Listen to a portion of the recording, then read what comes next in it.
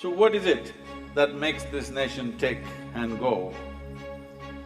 Those who look at us from outside think we are an impossible chaos. If you want this nation to become a big business, then we have to make some changes which are painful. If only if we can take a few steps, strong steps in the next few years, what is possible is truly tremendous.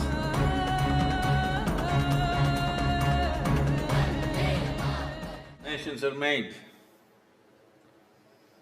because of sameness of race, religion, ethnicity, ideologies, languages.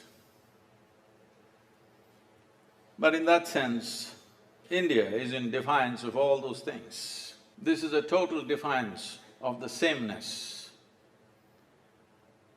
If you just go 50, 100 kilometers, people look different, speak different, dress different, of course eat different. Everything is different. But for over 10,000 years, we have been a nation.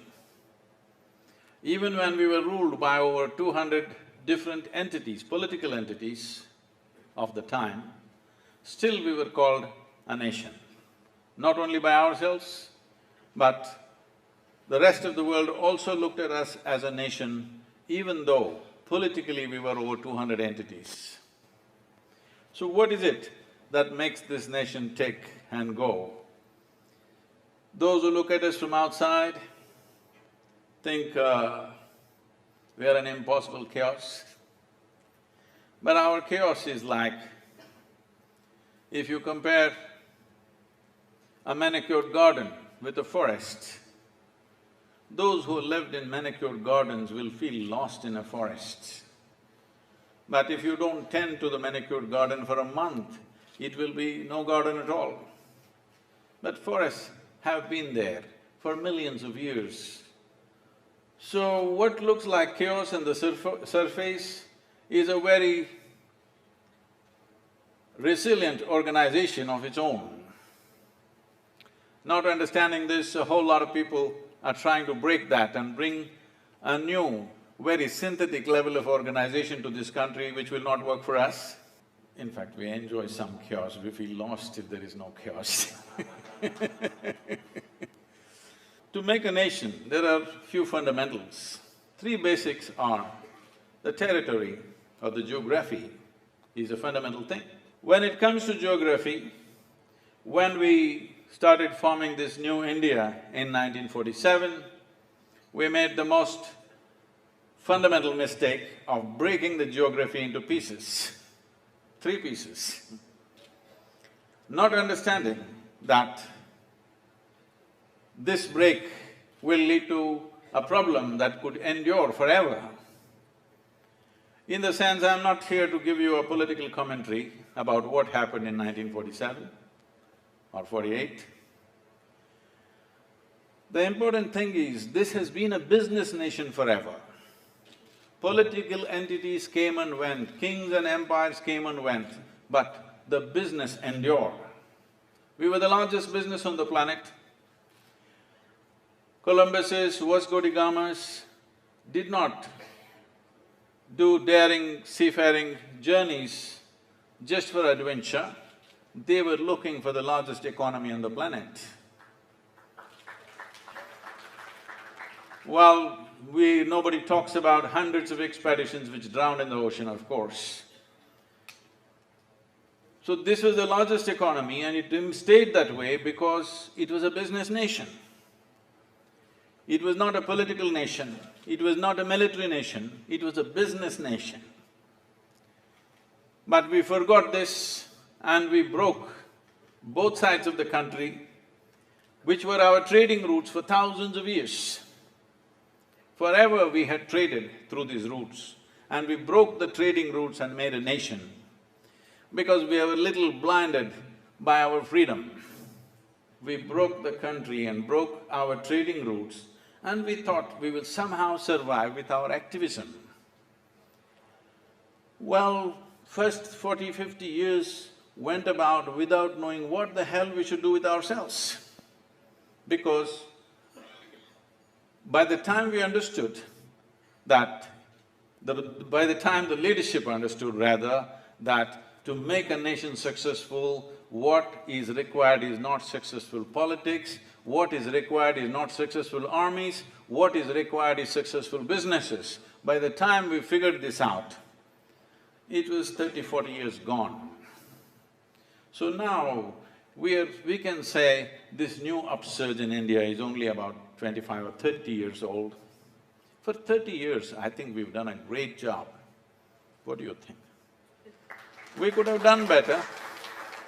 We could have done better, that is always in postmortem, we could have done better.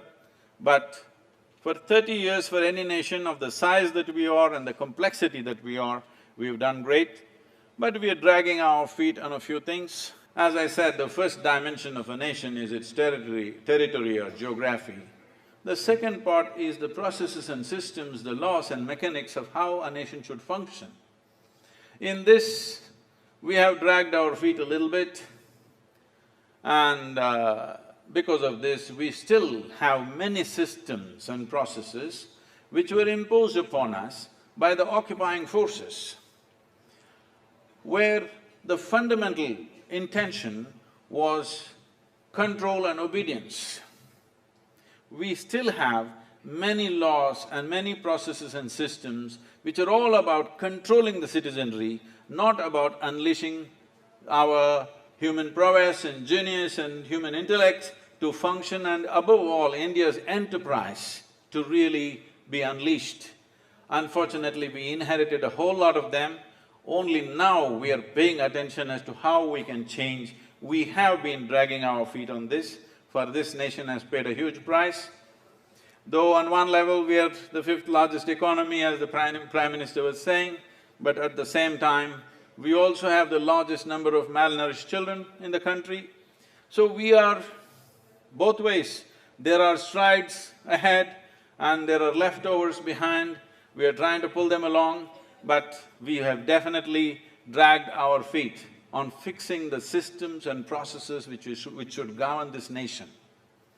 And the third, the last, but the most important is the people. In the minds and hearts of people, if you don't build the nation, there is no real nation. Nation is just an idea. When we invest our thought and emotion into it, it becomes a wonderful idea. Otherwise, it becomes a nasty idea. Whether it's nation or a smaller entity of society called family. So, for example, marriage, if you take it, it's just an idea. But if you invested your thought and emotion in it, absolutely, it could become a wonderful idea, or it can become a horrendous idea. The question is only, how much of myself will I invest in that idea? The same goes for the nation. How much of ourselves do we invest in this idea of nationhood? Accordingly, it either becomes a wonderful idea or a horrible idea. We've been little back and forth on this because when we got our independence, we did not do this aspect really well. When we got independence, there was a huge pride of being Indian. Slowly it got chipped away and worn out because we did not establish this idea strongly in people's minds and hearts. We did not do enough work on that. We thought it just happens by itself. Because of this, people took on their own small identities of caste, creed, religion, race, ethnicity, all kinds of things. So, we are a bit struggling on these things because we did not beat the iron when it was hot. Now, cold steel to beat it, we are struggling a bit to a point where some people are confused whether they belong here or somewhere else. We have kept these confusions going, unfortunately. I think it's time to settle, because if we don't settle, that people are clear that I belong to this nation and the only way for me to prosper is to be a part of this and to make this work. If that doesn't become clear in everybody's minds and hearts, taking the nation ahead will be a struggle. So, these three dimensions, all these three we have to settle. One thing is the geography or the borders of the nation has to be fixed and say, this is it, some give and take should happen, and there should be no confusion for future generations as to which is India and which is not India. Whether I'm in India or I'm outside India, it must be clear to me, otherwise how will I focus my emotions and energies and how will I dedicate myself to something? This confusion we have left, this must be settled now for taking strong steps for the nation. And the systems and processes, it is very important that we explore every one of them and see whether this is made for free India or this is made for enslaving India. In the sense, just to give you a sample, for most of you, if you are from outside the country, you may not understand this. Even today, for most common people, not criminals, regular people, even mothers tell this to children, "Hey, you listen to me, otherwise see the policeman is coming." A policeman is not seen as help, a policeman is not seen as support, a policeman is not giving you security, policeman is a threat. This is because this is a hangover from the British era. A policeman comes means your life is in trouble because he's always there to trouble you. So, these kind of things still exist. We have to change these things, that when we see a police officer or a government officer, we must see solutions are coming, not problems coming our way. Right now still, most people experience this as a problem. We have been dragging our feet on making policy changes. Drastic policy changes will cause some upheavals. But if we are not ready for going through that little pain that we have to go through when changes happen, that means we will not make any change, that means we will stagnate. A whole lot of people telling me, for example, GST has hurt small businesses. Yes, it has, I know this very well because they are all in touch with us and there is a lot of pain. But if we don't make these changes, forever this nation will be a small business. If you want this nation to become a big business, then we have to make some changes which are painful. We are used to working out of our pockets just to trust this money, that I trust my money only if it's in my pocket. Even the bank, I'm suspicious. This is how the culture has evolved because the governments that ruled us were always from outside for many centuries, so we were always suspicious of them. It is very important now, the people of this generation and the future generation are very clear-hearted about this, that this is our country and these are our governments and these are standing for us, not against us. This has to become very clear in the minds and hearts of Indian people. Otherwise, we will always be half-hearted about what we want to do in this country. And coming to the people, we have 1.3 billion people. Really, if you look at it, that is our greatest strength and that could be our biggest problem. If we have 1.3 billion people who are well-educated, skilled, focused and inspired, we will do a miracle that nobody can imagine possible. But if you leave them unskilled, unfocused, uninspired, then this could be a recipe for disaster. So this is where our real challenge is, whether we will convert this human resource that we have into a phenomenal force or into a great problem for ourselves. This challenge, if it has to be addressed, serious policy changes are needed. So as a nation, we are standing on a threshold. Will we have the courage and commitment to take the steps that will make us cross the threshold, or will we just sit there? Lot of people have this thing, no, we are on the right track. I'm telling you, especially if you're on the right track and sit there for too long, you will get run over, especially if you're on the right track. So, we don't become a run-over country, but we became a country which is on the right track, moving at the right pace. This is important. As I said earlier, this is in the hands of the business. The political leadership can only set agenda, can only make policy, but the real nation happens depending upon how the business will buzz in this country. Well, I know there are difficulties, I know there are challenges, there are problems of corruption, there are problems of variety of things, roadblocks all over the place, but this is our time. We can talk about glorious past, it doesn't matter. This is our time on this planet. Whether we will make this the greatest time in history of humanity or we will make it the worst time is all in our hands. There are many challenges. There are ecological challenges, there are nourishment challenges, there are organizational challenges, there is investment challenges, but the possibility is so big that these problems look small in terms of what is possible for this nation. What is sitting in front of us is so big, if we can take a few steps, strong steps in the next few years, what is possible is truly tremendous.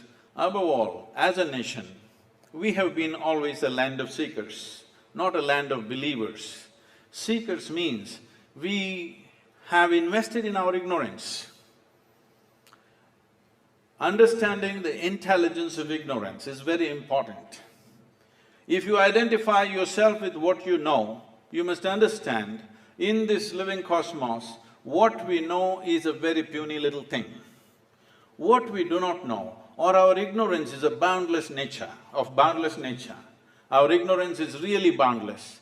So, we have always invested in this, that is why this is a land of seekers. In this is the root of this nation. In this, we evolved this nation in such a way, our culture in this country, where human genius unfolded because we were always seeking about things that we do not know.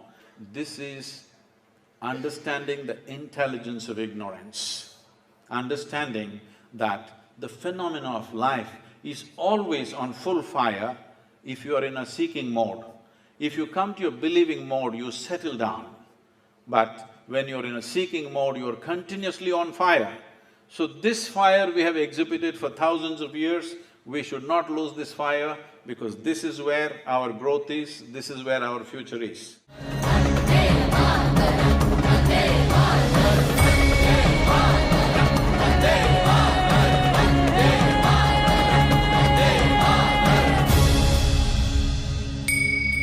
Ja